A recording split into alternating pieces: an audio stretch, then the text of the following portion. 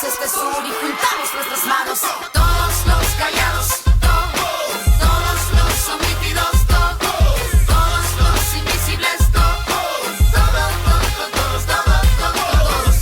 los callados, todos los omitidos, todos los invisibles,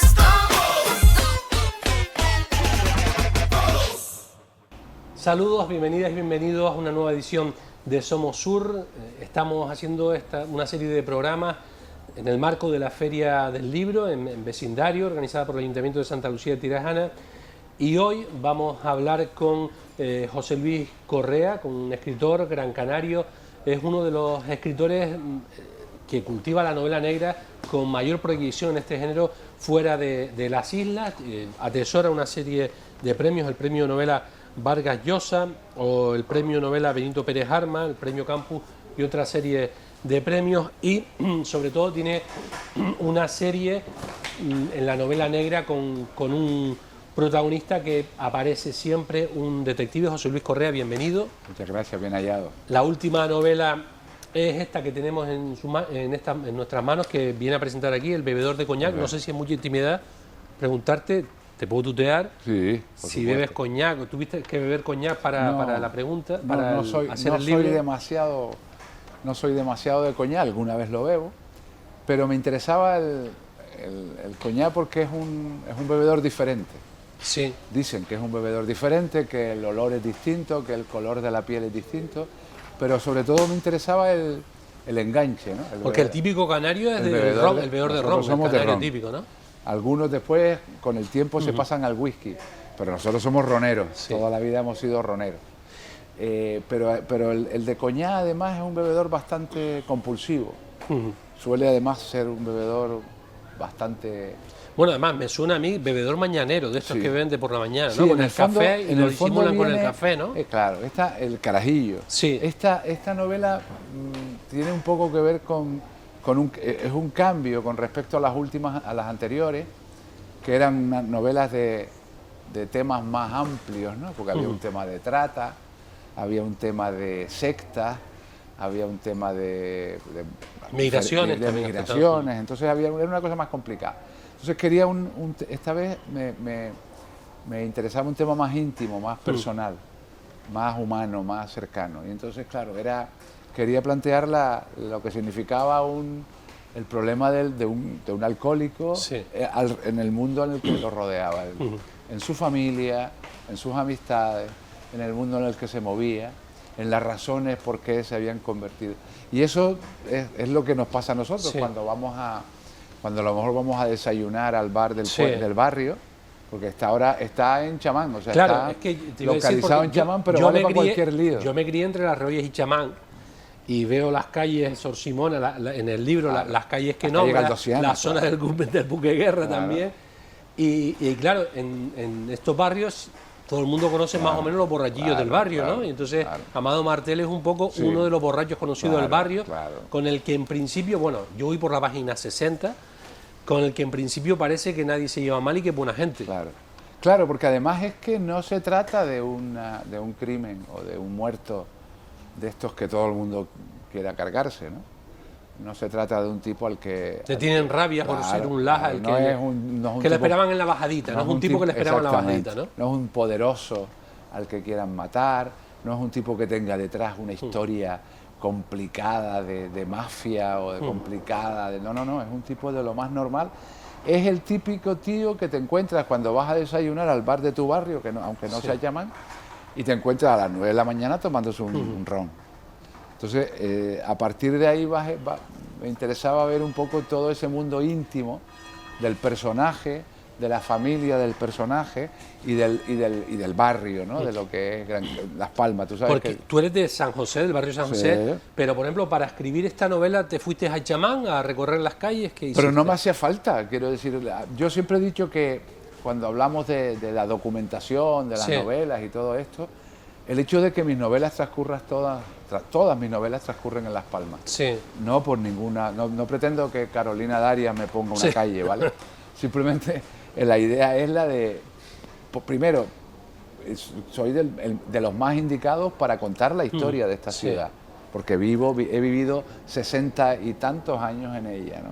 O sea, no necesito documentarme para saber qué se piensa, qué se siente, cómo se mueve la gente en esta ciudad. Entonces, claro, me da igual, chamán me da lo mismo que Guanarteme como Vegeta, quiero decir, las conozco, las he pateado. Entonces ahí en ese mundo me la domino. Entonces no es que tuviera que pasar de San José a chamán.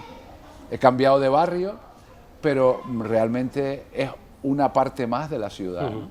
Porque te digo, no sé, en el momento esto se emitirá en un par de semanas, pero en el momento que estamos haciendo la grabación, últimamente es que ha habido unos cuantos asesinatos en barrio, mataron a un tipo, un chamán, que lo cogieron fuera, mataron a una mujer en el barrio de Arenales. Yo no sé si te están escribiendo los guiones a ti o qué pasa. No, pero no, lo que ocurre es que estamos ahora mismo en un momento, aquello de malos tiempos para la lírica, ¿no? Cada vez más estamos teniendo esta realidad en cualquier sitio. Me acuerdo cuando yo empecé a escribir, claro, yo empecé a escribir novela de este tipo, novela negra o novela policíaca o detectivesca, pues en el cambio de siglo, ¿no? El primer Ricardo Blanco, mi detective, el primer Ricardo Blanco nace a finales del siglo XX. Después se edita más tarde, en el 2 y en el 3, pero yo lo creé en el 99, en el 2000. Entonces en aquel momento todo el mundo decía, joder, ¿cómo se te ocurre? Se te va, pues, en Las Palmas no es una ciudad... No hables mal de esta ciudad. No, simplemente que no es una ciudad que encaje. Parece, no es Chicago, no es Nueva York, no es el Bronx. Y digo, bueno, es una ciudad, y cada vez más es una ciudad importante, en el que para lo bueno y para lo malo crece ha crecido. La población y pasan cosas. Para lo bueno y para lo malo ha crecido, para encontrarnos con cosas maravillosas y para encontrarnos con los problemas con los que se encuentran las grandes ciudades. Lo estamos viendo ahora, es decir, hemos pasado de 4 crímenes el año pasado vamos a 6 crímenes en 6 meses. Mayo, empezando mayo. Y claro, amigo, es que es una realidad. Cuando me dicen, no, es que es raro el crimen en Las Palmas. No, perdona, no lo es. Y crímenes que quede claro que están muchos protagonizados por gente del país, no claro. a esas teorías que algunos están aprovechando, claro, ¿no? Después, claro, efectivamente. Después, claro, eso lo aprovecha gente para plantearse las cuestiones de los inmigrantes y las pateras y tal. No. La mayoría, el 80% la están cometiendo. Y cuando son extranjeros, no necesariamente son africanos. Exactamente. Yo le comenté unas cuantas veces a nuestro amigo común, Alexis Ravelo, al que tanto echamos de menos, ¿no?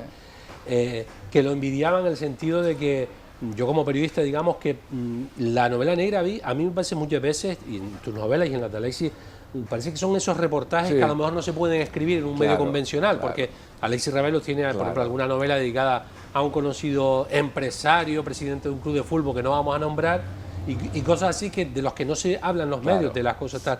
Tú te planteas la novela negra como, ¿por qué eliges sobre todo novela negra? Porque es una novela que me permite plantear y analizar y reflexionar sobre los temas que me importan. Temas sociales que te llaman la atención. Que me importan. Es decir, tú puedes contar otro tipo de novelas, tú puedes pasarte a la novela romántica, puedes pasarte a la novela existencial, todo lo que tú quieras, pero si tú te planteas una novela en la que reflexionas sobre el mundo en el que vivo, porque en el fondo a mí lo que me interesa es el mundo en el que vivo. Yo escribo para entender, primero para entenderme un poco más yo, y segundo para entender el mundo en el que vivo. Entonces, lo quieras o no, siempre te sale de ese tipo. Es decir, si tú quieres hablar de lo que está pasando, te sale negro. Entonces, claro, es verdad lo que tú dices. Parecen reportajes sociales a veces, ¿no? La ventaja que nosotros tenemos con ustedes, con respecto a ustedes, es que ustedes se tienen que morder la lengua porque... No se puede hablar de determinados señores. Y porque te cae una demanda y una denuncia y no sé qué. Y nosotros con la libertad de expresión, con que nadie se va a quejar, porque si tú pones un personaje abyecto, miserable, nadie te va a decir, oye, ese soy yo, queda feo. Entonces, el planteamiento nuestro es, nosotros tenemos mucha más libertad para poder contar lo mismo que tú investigas a diario como periodista. Y a la hora de construir la novela, ¿eres metódico? ¿Planificas la trama? No. ¿El desarrollo de los personajes? ¿Improvisas mucho? No, soy metódico, pero no tengo planificación. Sé lo que quiero contar y entonces escribo y trabajo. Yo trabajo mucho sobre la reescritura, constantemente. Estaba ahora, Sí. me decías, ahí está Sí, te voy Correa apuntando escribiendo. cosas y Claro, Correa está apuntando yo algún estoy crimen todo o el algo. día escribiendo. Incluso cuando me ducho, escribo. Y cuando voy de paseo, escribo. Es decir, siempre Sí. aparece un elemento de literario. Es decir, siempre le estoy dando vueltas Sí. a las ideas. Entonces, yo reescribo. Entonces, soy metódico. Y luego reescribo, vuelvo a darle vueltas y tal. Lo que no tengo es una planificación primera, ¿no? Es decir, yo no tengo claro qué va a pasar en la novela. Lo vengo a descubrir ya cuando la novela va avanzada y ya me voy dando cuenta de por dónde van a ir los tiros, ¿no? Porque mis personajes echan a andar y empiezan a moverse y se relacionan y rápidamente ellos mismos se van dando cuenta de por dónde van los tiros. Y ha habido durante un tiempo largo, estuvieron los nórdicos, el caso español también, una especie de boom seguido, uno detrás de otro, de novela negra. Sí. Si se pasara de moda o si a ti te sigue sirviendo, y si a ti te da igual, ¿no? Quiero decir, Sí. no escribes novela Claro. negra, escribes por lo que dice, porque la No ves por la útil, moda, pero te da porque igual cuando que esté de empecé moda, tampoco, ¿no? no, porque cuando yo empecé No tampoco estaba claro. tan de moda. No, yo tengo, siempre lo he dicho, ¿no? Yo tengo una editorial que me respalda y que me trata muy bien y me mima. Y mis editoras quieren novelas de Ricardo Blanco, solo novelas de Ricardo Blanco. Entonces yo durante un tiempo alternaba novelas de mi detective con otras novelas, pero las otras novelas quedaban olvidadas, quedaban perdidas, quedaban inéditas. Y a mí me da mucha rabia estar 1 o 2 años escribiendo una novela para que nadie la lea, yo lo tengo claro. Esa historia de novelas para uno mismo yo no lo entiendo. Yo entiendo la literatura como una parte o como una forma de comunicarme con lectores y con lectoras, ¿no? Entonces yo estar 2 años trabajando en una historia, en una trama, con unos personajes, con un universo literario, para que después se quede en un archivo de mi ordenador, me parece triste. Sí, es fundamental compartir, ¿no? Entonces, Claro. cuando la gente de Alba me dijo, mira, nosotros te vamos a publicar las novelas de Ricardo Blanco, yo llegué a un acuerdo con ellos y les dije, vale, yo voy a escribir lo que quiera y meto un muerto por el camino.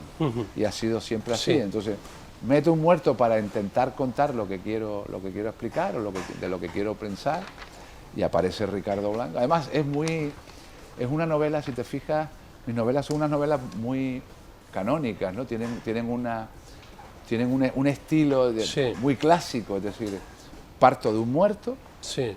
Lógicamente, en España, con un muerto entra la policía, es lo primero, y el siguiente paso es que alguien cercano al muerto, por lo que sea, No pues se no fía de se la fía de la policía. policía, no está de acuerdo con lo que plantean, y entonces necesitan un investigador privado. Y ahí aparece Ricardo Blanco. Y a partir de ahí ya yo empiezo A mí, yo no sé si se va, no te voy a decir que hagas spoiler, porque tampoco lo vamos a hacer aquí, pero claro, me empezó a entusiasmar ahora por la parte que iba, la viuda del asesinado, Claro, Ledesma, claro. Como el nombre Ledesma, Catalina Ledesma, y como un personaje realmente curioso que a tiempos libres o para trabajar está surciendo ropa o posando para unos estudiantes de Bellas Artes, que se lo cuenta en secreto, o sea, es un personaje, no sé si la desarrollas mucho después. Sí, y sí, se es un convierte casi personaje fundamental, porque la viuda del muerto siempre es lo primero que uno piensa, ese es un tópico, ¿no? Cuando muere alguien, lo primero que el 70% está en la pareja, familiar. En el entorno familiar. Entonces me interesaba ese personaje, porque es un personaje además interesante, porque es un personaje que ha sufrido todo ese mundo alcohólico de su marido. O sea, un personaje al que, sin haberlo querido y sin haber tenido ni parte ni arte, su mundo se ha ido al carajo. Porque su marido, por una cuestión concreta, por una crisis pues se dedicó a beber.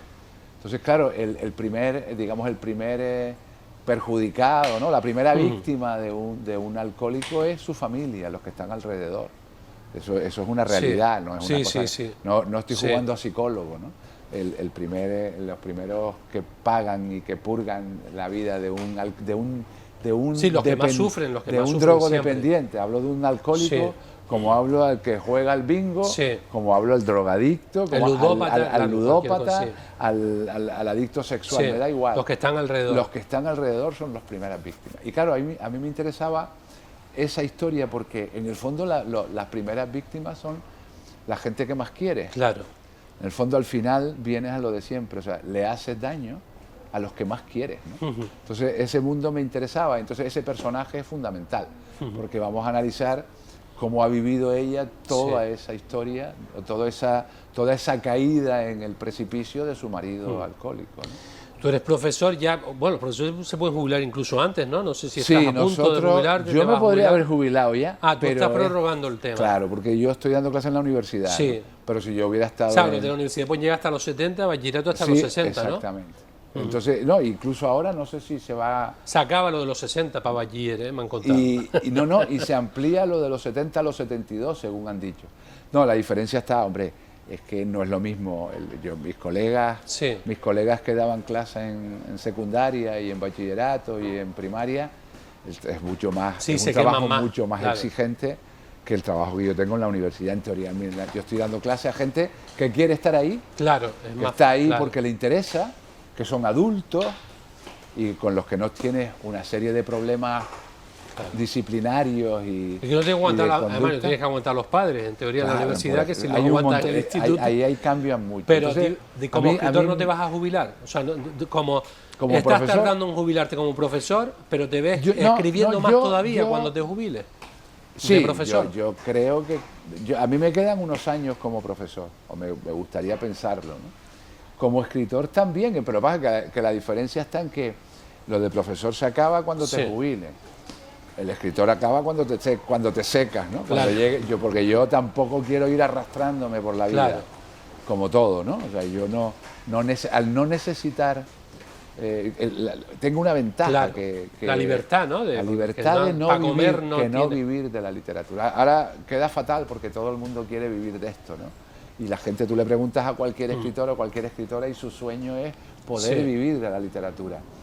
Yo quizás soy un poco raro, a mí no me parece especialmente interesante lo de vivir de la literatura porque siempre depende de cosas, Claro, siempre depende de cosas que no están en tu mano. claro. Depende de que le gustes o no a los lectores. Depende de los editores que sean Que te más o traten menos- bien o peor. Depende de los temas que elijas. Claro. Depende de los tiempos. Oiga, tiene usted que terminar Tiene su menos novela. libertad al final, tiene Claro. menos libertad. Si, No es si lo mismo dependes que te de eso. digan, no, tienes que terminar tu novela en noviembre o si no te quito la pasta que te di para la novela. Mira, es que resulta que yo voy más lento. No, tienes que acabar en noviembre. Luego, este tema no nos interesa, tienes que tocar este Sí. tema que es más interesante para los lectores. Estaba, por ejemplo, ahora hablando con gente del mundo de las redes sociales. Las redes sociales está claro ahí. Ujú. Es decir, están a la demanda, ¿no? Sí. ¿Qué es lo que se demanda? Yo no necesito la demanda.